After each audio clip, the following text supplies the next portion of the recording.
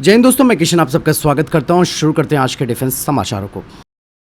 दोस्तों, अभी तक एक खबर चल रही थी कि भाई अमेरिका ने भारत के लिए F414 इंजन के रेट बढ़ा दिए और ये रेट ऐसे बढ़ाएं कि जो कि कह सकते हैं कि 2 गुना नहीं बल्कि एक तरीके से आप समझिए 3 गुना के आसपास हो सकते हैं। जहां पहले F414 इंजन की कीमत करीबन 70 से 80 करोड़ रुपए बताई जा रही थी, अब वही इंजन भारत को 200 करोड़ रुपए से ज़्यादा का ऑफर किया जा रहा है।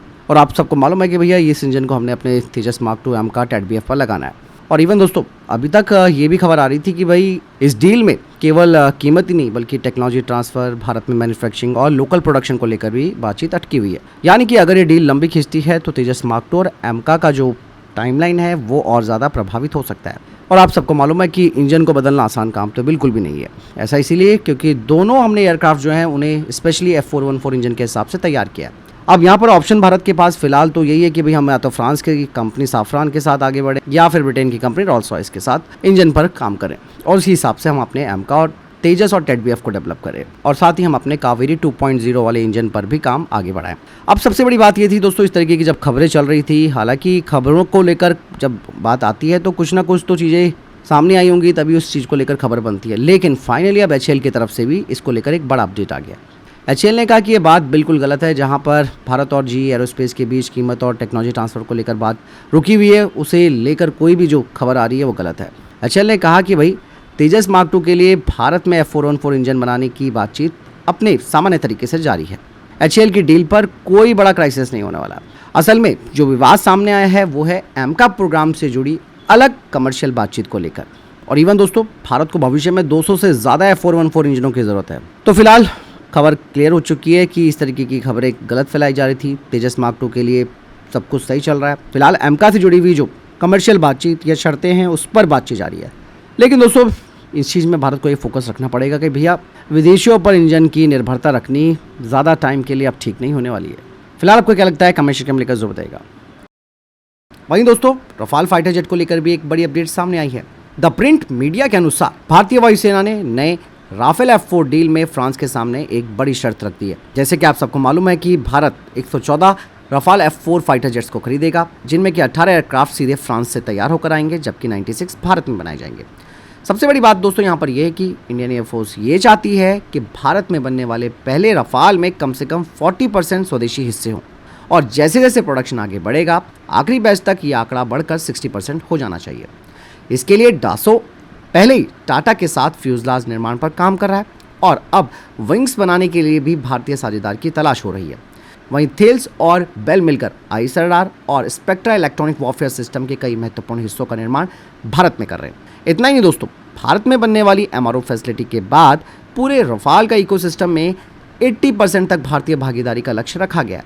और ये डील अगर 2027 तक साइन हो जाती है तो पहले 18 रफाल फाइटर जेट्स की डिलीवरी 2030 से शुरू हो सकती है। यानी कि ये सिर्फ एक फाइटर जेट की खरीद नहीं है दोस्तों, बल्कि भारत में मॉडर्न फाइटर जेट निर्माण क्षमता विकसित करने की दिशा में एक बड़ा स्टेप है। फिलहाल इस बारे में आपकी क्या राय है कमेंट सेक्शन में लिखकर जरूर बताइएगा। वहीं दोस्तों, भारतीय नौसेना ने अब अपने कोलकाता और विशाखापट्टनम क्लास डिस्ट्रॉयर्स में मौजूद जो MF स्टार रडार है उसे सीधे AK-630 MCIWS से जोड़ दिया है, जिसका मतलब साफ है कि समुद्र की सतह से काफ़ी करीब उड़ने वाली जो दुश्मन की मिसाइलें हैं उन्हें अब पहले ही पकड़ लिया जाएगा और उन पर ज़्यादा सटीकता के साथ वार किया जाएगा। हालांकि यहाँ पर सबसे बड़ा गेम चेंजर पता क्या है, वो है कोलैबोरेटिव इंगेजमेंट कैपेबिलिटी। मतलब अगर एक युद्धपोत दुश्मन को देखता है तो दूसरा जंगी युद्धपोत उसी जानकारी के आधार पर मिसाइल लॉन्च कर सकता है। यानी कि हमारी पूरी नौसेना अब एक नेटवर्क के तहत मिलकर लड़ाई लड़ेगी। इवन इससे ब्रह्मोस और बराक 8 जैसे जो दूसरे हथियार हैं उनकी मारक क्षमता और बढ़ जाएगी। साथ ही दुश्मन की क्रूज मिसाइलें और उनके स्टेल्थ एयरक्राफ्ट के खिलाफ भी भारतीय नौसेना की सुरक्षा पहले से ज़्यादा अब मजबूत हो चुकी है। वहीं दोस्तों, बेंगलुरु की company flying wedge defence and aerospace ने भारत का पहला AI pilot fighter jet programme यानी कि FWD सुप्रीम लॉन्च कर दिया है। और इस FWD सुप्रीम की सबसे बड़ी बात यह है कि इस फाइटर जेट को उड़ाने के लिए इंसानी पायलट की ज़रूरत नहीं होगी। ये आर्टिफिशियल इंटेलिजेंस की मदद से खुद उड़ान भरेगा, दुश्मनों को पहचानेगा, मिशन पूरा करेगा और खुद वापस लैंड भी होगा। इवन कंपनी ने दावा किया है कि इसका पहला 250 किलो वाला टेक्नोलॉजी डेमोस्ट्रेटर यानी कि FWD सुप्रीम लाइट इस साल की तीसरी तिमाही में उड़ान भरेगा। इसके बाद 1 टन वजन वाला FWD सुप्रीम हैवी डेवलप किया जाएगा, जिसे कि specially ISR mission, air strike और दुश्मनों के ठिकानों पर हमला करने के लिए तैयार किया जा रहा है। और इस प्रोजेक्ट की सबसे बड़ी स्ट्रैटेजी है मॉबिंग डॉक्ट्रिन, जिसमें कि एक महंगे फाइटर जेट की जगह कई AI फाइटर जेट मिलकर दुश्मन पर एक साथ हमला करते हैं। इससे दुश्मन के एयर डिफेंस सिस्टम पर जबरदस्त प्रेशर बन जाएगा। ये प्रोजेक्ट अगर हमारा वाकई में सफल होता है तो भारत अमेरिका, जर्मनी और तुर्की जैसे देशों की लिस्ट में शामिल हो जाएगा जो AI based fighter aircraft develop कर रहे हैं, वो भी अनमैन्ड। वहीं दोस्तों SSS डिफेंस को लेकर भी एक बड़ी अपडेट सामने आ गई है। बताया जा रहा है कि अगले महीने से सेना को SSS डिफेंस की T12 सेमी ऑटोमेटिक शॉटगन मिलनी शुरू हो जाएगी। ये 12 गेज की शॉटगन खास तौर पर कम दूरी की लड़ाई और लो फ्लाइंग FPV ड्रोन को गिराने के लिए काफ़ी इफेक्टिव मानी जा रही है। राइफल की एक गोली के मुकाबले T12 से निकलने वाले कई छर्रे तेजी से उड़ते हुए छोटे ड्रोन को आसानी से निशाना बना देते हैं। और सबसे बड़ी बात दोस्तों यहाँ पर यह है कि रशिया यूक्रेन जंग में शॉटगन ड्रोन्स के खिलाफ सबसे इफेक्टिव हथियार रहा है। इस शॉटगन में 20 इंच की बैरल, मल्टी चोक सिस्टम और पिकेटनी ड्रिल दी गई है, जिससे कि सैनिक मिशन के हिसाब से अलग अलग ऑप्टिक्स और एसेसरीज लगा सकते हैं।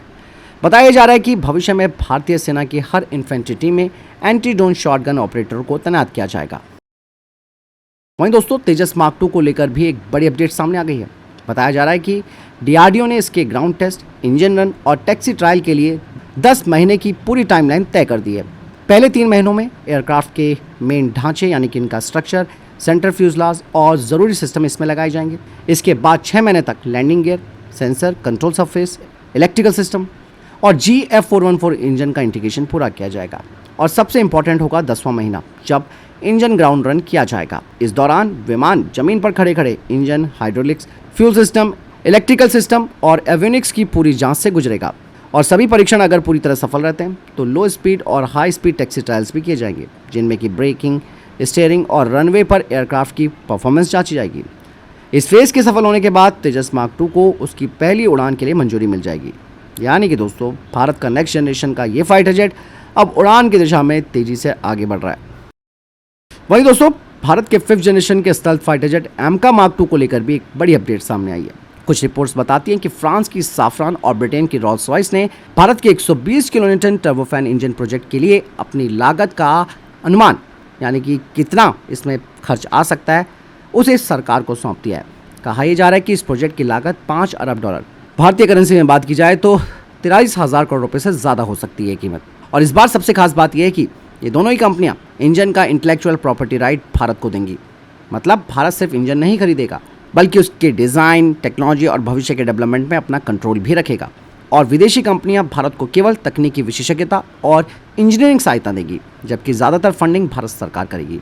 प्लानिंग के मुताबिक 2032 तक पहला फ्लाइंग टेस्ट इंजन तैयार किया जा सकता है और 2035 तक इसका प्रोडक्शन शुरू हो सकता है।